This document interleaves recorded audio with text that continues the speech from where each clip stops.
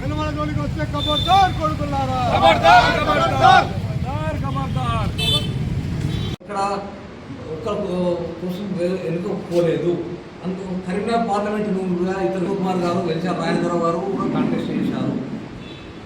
రాజ్యాంగ పదవిలో అత్యున్నత పదవిలో ఉంటూ కులాలకు ఖచ్చితంగా పనిచేసి సుపరిపాలన చేసి ప్రజల మనల్ని అందుకోవాలి.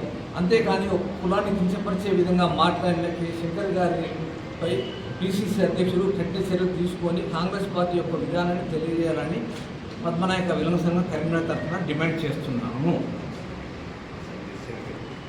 City Prakashrao, Karimnagar Padmanayaka general secretary.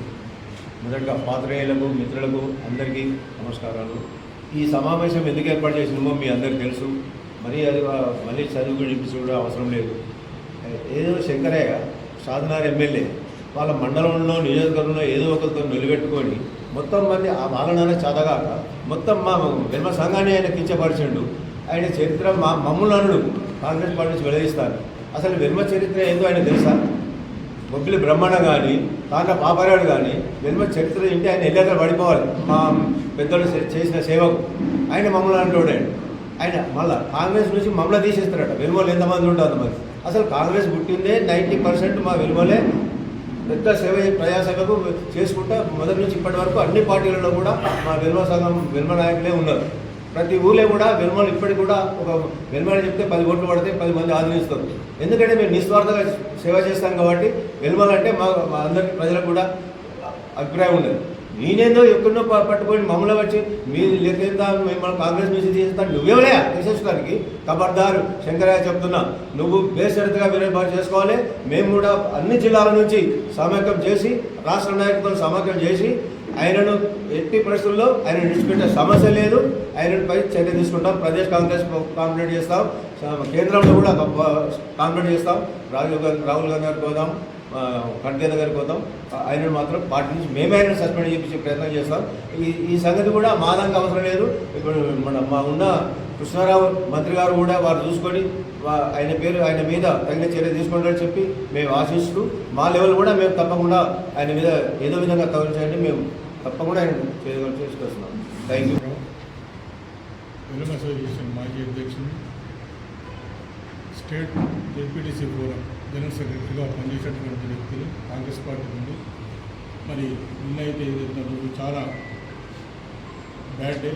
ఎందుకంటే ఒక అక్షర జ్ఞానం అనేటువంటి షాద్నగర్ ఎమ్మెల్యే శంకరయ్య గారు ఒక ఉన్నతమైనటువంటి వెలుమ కులాన్ని నిందించడం, ఆ విధంగా చాలా శోచనీయం. మాకు కూడా అంతకన్నా ఎక్కువ మాటలు వస్తాయి, అంతకన్నా ఎక్కువ తిట్టవచ్చు, అంతకన్నా ఎక్కువ మాట్లాడవచ్చు. కానీ మా సభ్యత, సంస్కారం, మా కులానికి ఉన్న సభ్యత మేము అడ్డుపడుతున్నాము. మేము అలాంటి మాటలకు తోలిపోకుండా చెప్తున్న శంకరయ్య గారు, మీరు షాద్నగర్లో ఎమ్మెల్యేగా గెలిచారు, చాలా సంతోషం. అక్కడ చాలా రియల్ ఎస్టేట్ చాలా బాగుంది, అక్కడ డబ్బు సంపాదించుకొని మీరు బతకండి, దాని గురించి ఎవరికి వేరే అభిప్రాయం లేదు. కానీ ఒక కులాన్ని దూషించడం మాత్రం చాలా ఆక్షేపణీయం, చాలా గర్హనీయం. అది మీరు పార్టీలో ఏమైనా ఉంటే మాట్లాడుకోండి. పార్టీ లెవెల్లో మీరు బీజేపీ పార్టీలో ఉన్నారు, ఎవరు కాంగ్రెస్ పార్టీలో ఉన్నారు, బీఆర్ఎస్ పార్టీలో ఉన్నారు, అన్ని పార్టీలలో. ఈవెన్ మీకు తెలుసు, పత్రికేయ మిత్రులకు నక్సలైట్ లీడర్ కూడా పీసీసీ వారు వెలుమలకరే. మీ అంత తెలుసు, గతంలో సిపి గ్రూప్లో కూడా వెలుమలే పనిచేశారు. అన్ని పార్టీలలో అన్నింటిలో వెలుమలకు ప్రముఖ స్థానం ఉన్నటువంటి విషయం మీ అందరికీ కూడా తెలుసు. మా వెలుమల తిడితే ఇక్కడ మంత్రి పదవి వస్తా అంటే అది ఇచ్చే వాళ్ళ విద్యతకే వదిలేస్తున్నాం. వెలుమలం బాగా తిడితే మంత్రి పదవి వస్తుంది, ఇప్పుడు చైతన్యం వస్తుంది, ఇంకెవరు వస్తుందని చెప్పి అనుకుంటున్నాం.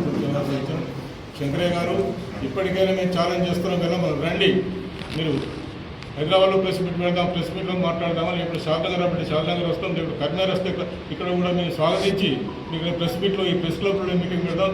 మేము చేసే తప్పేంటి, మీరు ఎందుకు మాట్లాడినో కారణం ఏంది తెలవాలి.